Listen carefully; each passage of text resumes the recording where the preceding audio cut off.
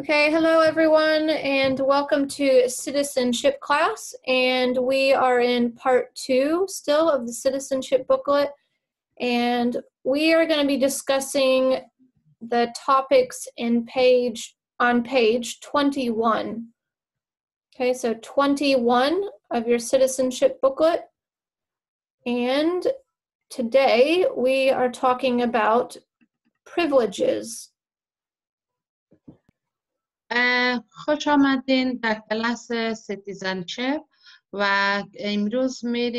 امروز از کتاب درس ما در صفحه 21 کتاب است که میخوانیم و مضمونی را که درس میخوانیم امروز به پریویلیج یا امتیازات ما در کشور استرالیا می باشه.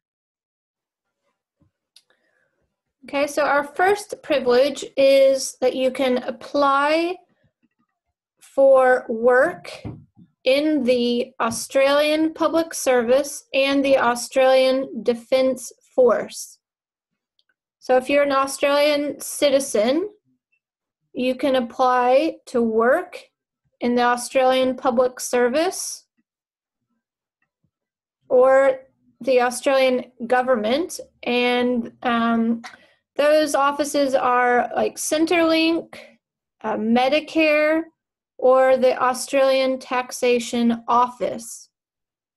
And then also the Australian Defence Force, which is like the Army and the Navy and the Air Force.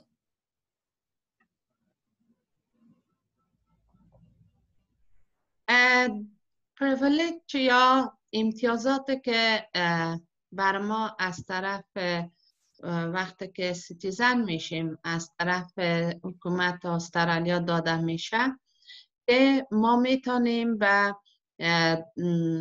کار اپلای کنیم یا درخواست بدیم به کار و به دولت میتونیم که کارهای دولتی بکنیم و مستحق سنترلینک شویم و امتیاز مدیکال یا ساعتامی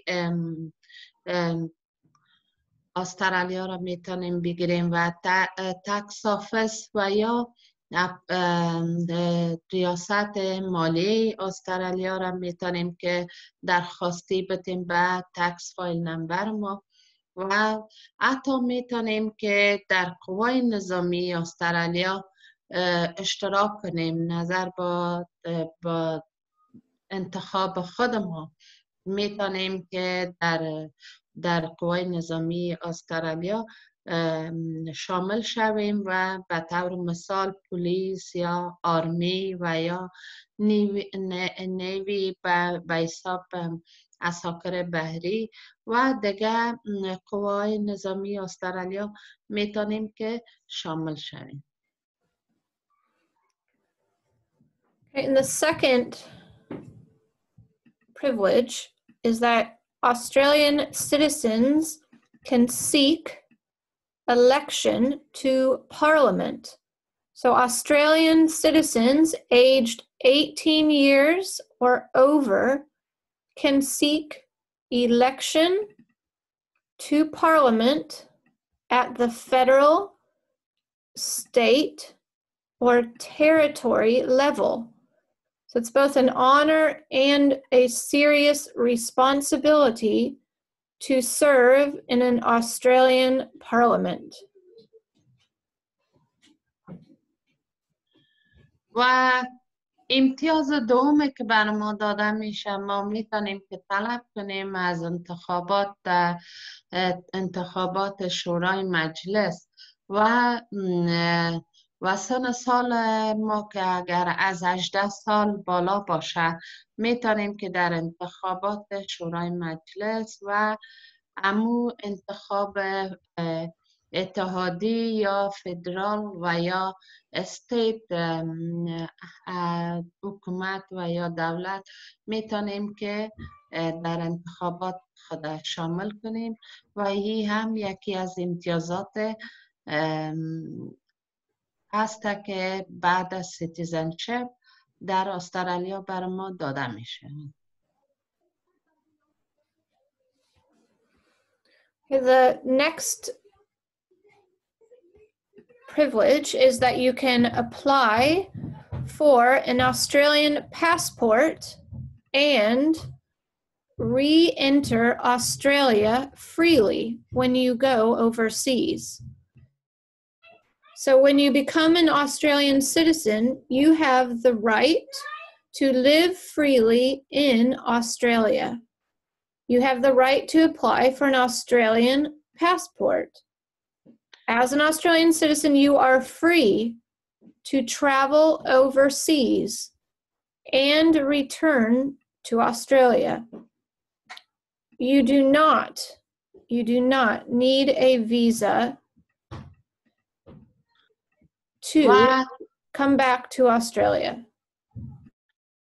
و امتیاز سومی که بر ما داده شده میتونیم که به پاسپورت استرالیایی درخواست بدیم و پاسپورت استرالیایی بگیریم و به هر کشوری که خارج از استرالیا سفر کنیم دوباره آزادانه بدون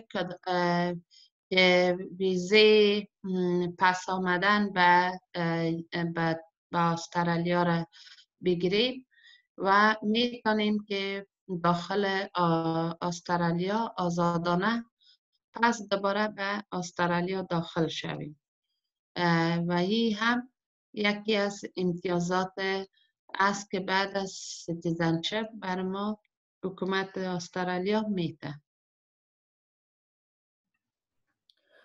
The next privilege is that Australian citizens can ask for consular assistance while overseas. So in many countries, Australia has an embassy, high commission, or consulate. While you are overseas, you can ask for help from the official in times of need. و امتیاز دیگه که از طرف حکومت استرالیا بر ما داده شده برای کسایی که سیتیزن استرالیا است، وقتی که یک سیتیزن استرالیا از خارج از استرالیا سفر میکنه به هر مملکتی که باشه، اگر در اون مملکت کدام مشکل روبرو میشه و به کمک ضرورت می داشته باشه، میتونن که در سفارت استرالیا که در امان کشور وجود داره یا کنسلگری یا نمایندگی استرالیا اونجا می باشه، میتونن که در اونجا مراجعه کنن و از آنجا از سفارت یا نمایندگی استرالیا کمک بخواه که امرایش کمک بگیره بتن. Okay, we'll go to the next and last privilege is that Australian citizens can register children born overseas as Australian citizens by descent. So Australian citizens may have children born overseas. They can register their children as Australian citizens. The children have the same rights and responsibilities of citizenship as children born in Australia. و امتیاز دیگه که هست که برای یک سیتیزن استرالیا از طرف حکومت داده شده، وقتی میتونه که ثبت نام یا راجستر کنه، وقتی که پدر یا مادر یا اردویشان سیتیزن استرالیا می باشن، باید و اولادشان که زیر سن یا از 18 پایان می باشند میتونه برای از اونا هم درخواست سیتیزنشپ استرالیا را بکنن و در اون صورت است و هر امتیازی که یک طفل استرالیایی داره، اولادایی که از خارج که پدر مادرش سیتیزن باشه که اونا هم میاین عین امتیاز امی کسایی که از دیگه مملکت ها آمدن و سیتیزن شدن اونا هم عین امتیازات می داشته باشه. Okay, we will now go to our citizenship, I guess, slides so that we can go through the definitions more, but also have some test questions that we can review. و حالا میریم به طرف سلاید شوی که جور کردیم و لغتایی که بیرون نویسی کردیم که زیادتر براتان واضح‌تر و آسانتر شود. درس براتان تشریح کردیم و گوش کنید و ببینید. So this is Australia's democratic beliefs, and this is part 9. And in this lesson, we're covering a citizen's privileges. The key words to learn are privilege, permanent, federal, state, parliament, register, overseas, consular, emergency, election.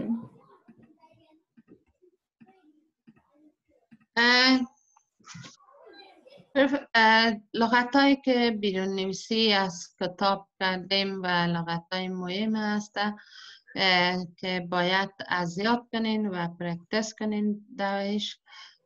یکی از پریویلیج امتیازات مانا میده، پرمننت به معنای دائمی، فدرال اتحادی، استیت ایالات یا حکومت، پارلمنت شورای مجلس یا مجلس شورا، راجستر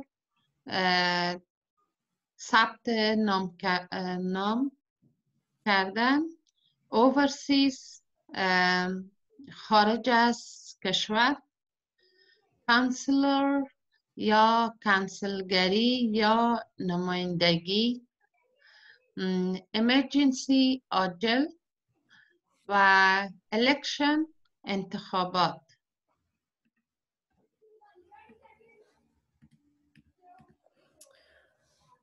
Okay, responsibilities. Responsibilities are something which one is required to do as part of a job or a role or legally. So an example of a responsibility would be to pay your bills. Or another responsibility is to go grocery shopping and buy food for the family. responsibility خود لغت responsibility یعنی مسئولیت هایی که در زندگی ما داریم. یعنی به طور مثال مسئولیت که از طرف دولت یک قانون بر ما برگزار می شود مسئولیت ما است در مقابلش که ما او را باید انجام بدیم و بعض مسئولیت ما در مقابل کار بار ما می باشه و مسئولیت ما در مقابل اولادا می باشه. مسئولیت که ما باید بریم به خریداری از مواد غذایی و فامیل خود تغذیه کنیم و نان بدیم. این responsibilities یعنی به معنای مسئولیت هایی که در زندگی ما هست و ما باید او را به خوبی و بهتریش انجام بدیم. Privileges, they are a special right or advantage granted or available only to a particular person or a group.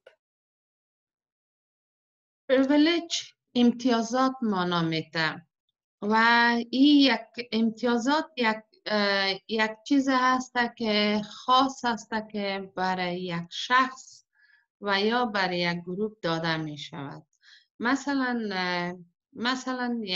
مثلا قسمی که ما گفتیم وقتی سیتیزن میشیم از طرف حکومت استرالیا بر ما بعضی امتیازات مقرر کرده که ما از او مستحق شویم یا مستفید شویم.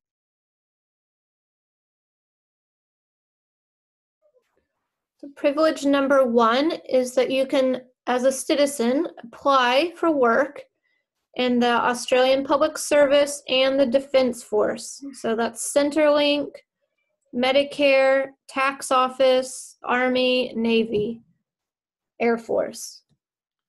و یکی از امتیازات که به طور مثال که سیتیزن میشیم میتونیم که درخواست کنیم و امی چیزا یکی از سنترلینک و دیگه مدیکیر و قوای نظامی استرالیا که ما میتونیم که درخواستی یا شامل شویم.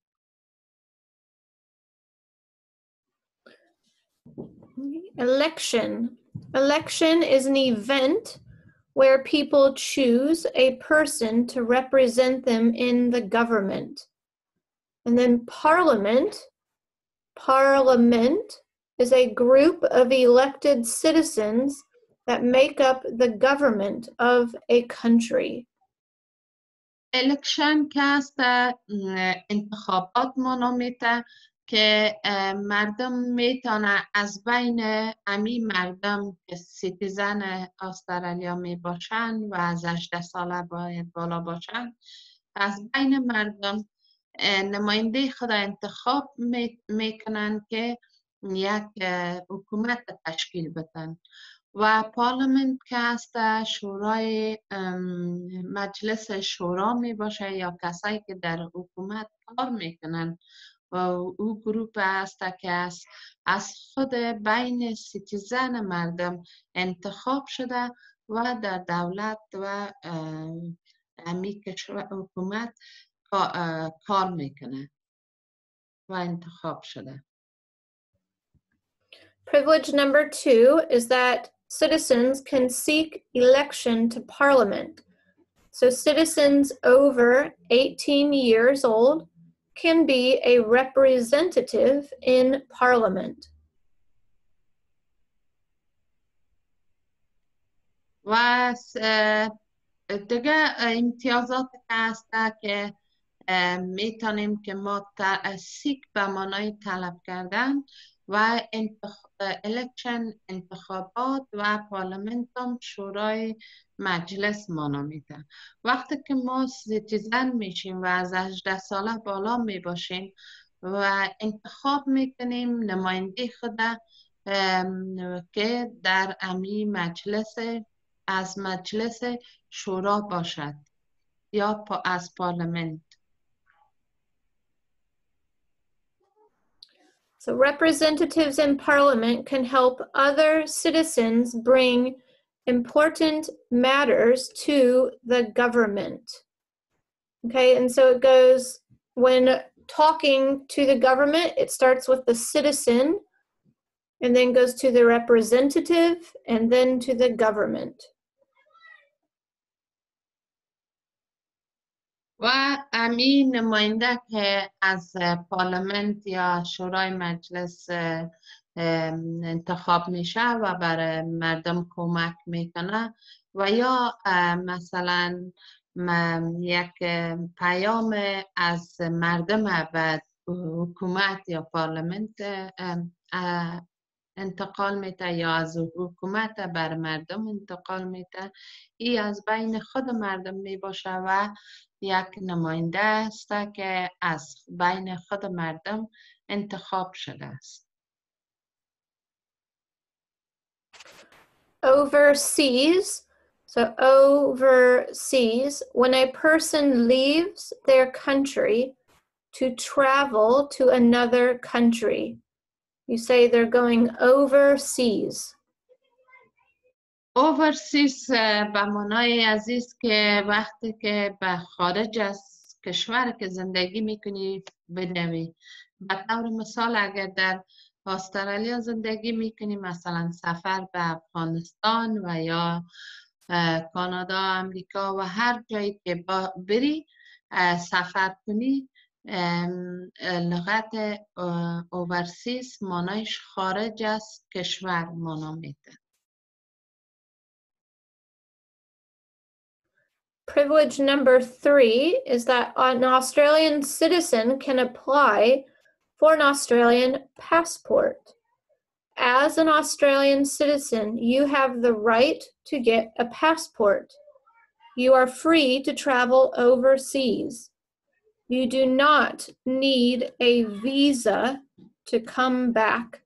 So to come back to Australia after traveling overseas, you do not need a visa.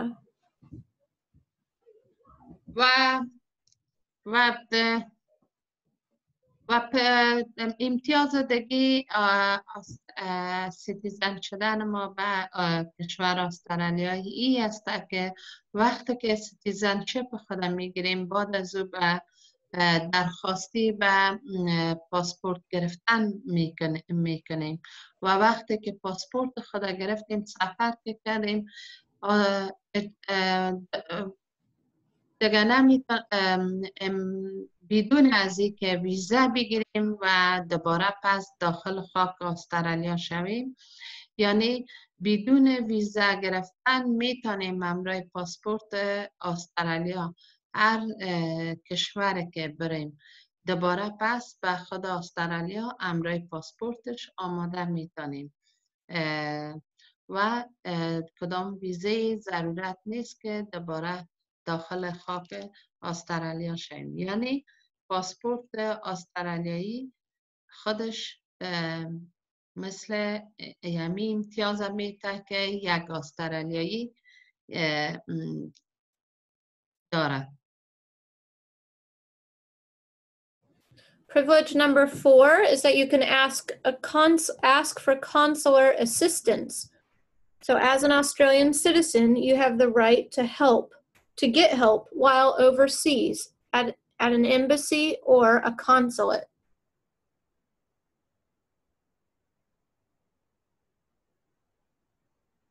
و امتیاز دیگه هست که به طور مثال اگر بر ما کدام مشکل در خارج از کشور استرالیا میشه، میتونیم که ما به سفارت استرالیا و یا کانسلگری یا نمایندگی استرالیا مراجعه کنیم و در اونجا از اونا کمک بخوایم. You can get help at an embassy or consulate during civil unrest and during a natural disaster. Also, if you get seriously sick or injured. و مثلا خارج از استرالیا میریم در یک کشور که دفعتا مثلا یک natural disaster به معنای حادثات طبیعی رخ میده. به طور مثال این عکس که میبینین سیل آمده و در اینجا در این قسم حادثات و یا هر مشکل پرابلم و یا در مملکت میرین که ناگهانی در اونجا جنگ شروع میشه، مظاهرات شروع میشه، وضع از اون مملکت خراب میشه و شما به کمک ضرورت دارین. در اون صورت میتونین که مراجعه کنین به کانسلگری استرالیا یا به سفارت استرالیا و کمک بخواین. و یا اگر مریض میشین یا کدام زخم عمیق میبردارین، در صورت هم میتونین که برین به سفارت استرالیا و یا نمایندگی استرالیا مراجعه کنین و کمک بخواین. Then privilege number 5, children born overseas to citizens can have citizenship. Australian children born in another country can be registered as Australian citizens. و امتیازات دیگه که بر ما حکومت استرالیا بعد از اینکه سیتیزن میشیم داده، اگر مادر یا پدر یا اردوشان سیتیزن استرالیا می باشند و اولادشان از 18 پایان می باشند و در خارج از استرالیا می باشند، هر جایی که باشند، آنها را می تونند که به درخواستی به سیتیزنشپ آنها هم بدن و آنها هم اتومات سیتیزن شده می کنند. And now we'll go through some test questions on the material we just talked about. So question number 1, how many privileges do Australian citizens have? A, 5, B, 3, C, 4. چند تا امتیازات که در سوال اول است که چند امتیازات ما عمیل در درس خود خواندیم از طرف از اینکه حکومت استرالیا که ما وقت سیتیزن شویم. A 5 امتیازات و B 3 امتیازات خواندیم و 4 امتیازات. The correct answer is 5. 5 privileges. Question number 2. An election is when A, citizens get a passport, B, people vote to choose representatives, C, the government makes new laws. کوشن نمبر 2 است که وقتی که انتخابات صورت میگیره، ای باید به پاسپورت انتخابات بدیم که پاسپورت خود بگیریم، یا مردم به نماینده خود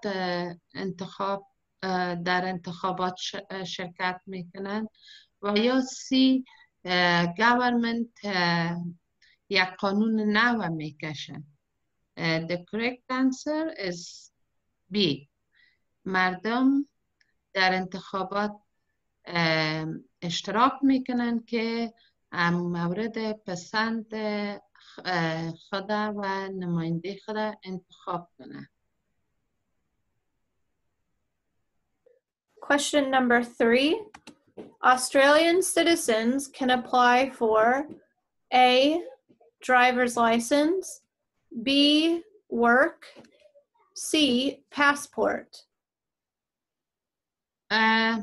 و استرالیا وقتی که به سیتیزن شپ اپلای میکنن، آیا به خاطر درایور لیسنس خود اپلای میکنن یا به خاطر که کار کنن و یا درخواستی میتن که پاسپورت بگیرن؟ The correct answer is C.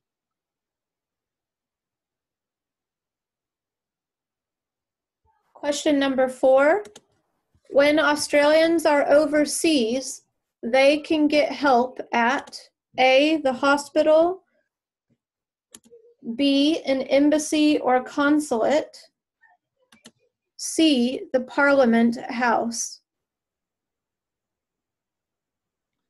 خب وقتی که در خارج از استرالیا می باشین و یعنی اوورسیز یا خارج از استرالیا می باشین که کمک می خواین، آیا باید A به شفاخانه مراجعه کنین، B به سفارت استرالیا یا نمایندگی استرالیا مراجعه کنین و یا در پارلمنت هاوس یا در شورای مجلس شورا باید مراجعه کنید. The correct answer is B. باید در سفارت یا نمایندگی مملکت استرالیا در کشور که می باشه باید مراجعه کنید و درخواست کمک کنید. Question number 5.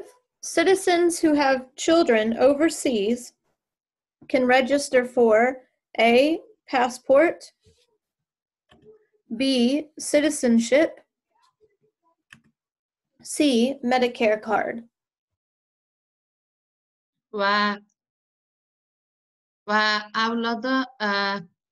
اولادایی که در خارج از استرالیا پیدا میشه میتونن که به سیتیزنشپ استرالیا خود ثبت نام کنن، البته در صورتی که پدر و مادرشان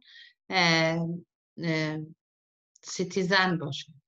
آیا به پاسپورت استرالیا میخواین که درخواستی بدن یا به سیتیزنشپ استرالیا میخواین درخواستی بدن و یا ای که مدیکر کارت باید به دست بیارن؟ The correct answer is B. Question number 6. Australian citizens traveling overseas need a visa to enter Australia. True or false? وقتی که یک سیتیزن استرالیا پاسپورت استرالیایی می داشته باشند و بخواین که دوباره پس به خاک استرالیا بیاین، آیا به ویزا ضرورت داره یا نه؟ این صحیح است یا غلط؟ The answer is false. غلط است.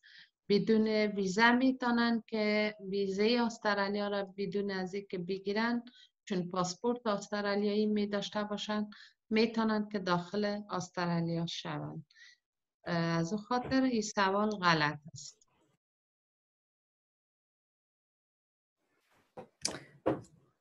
Okay, that is all for our citizenship class for today.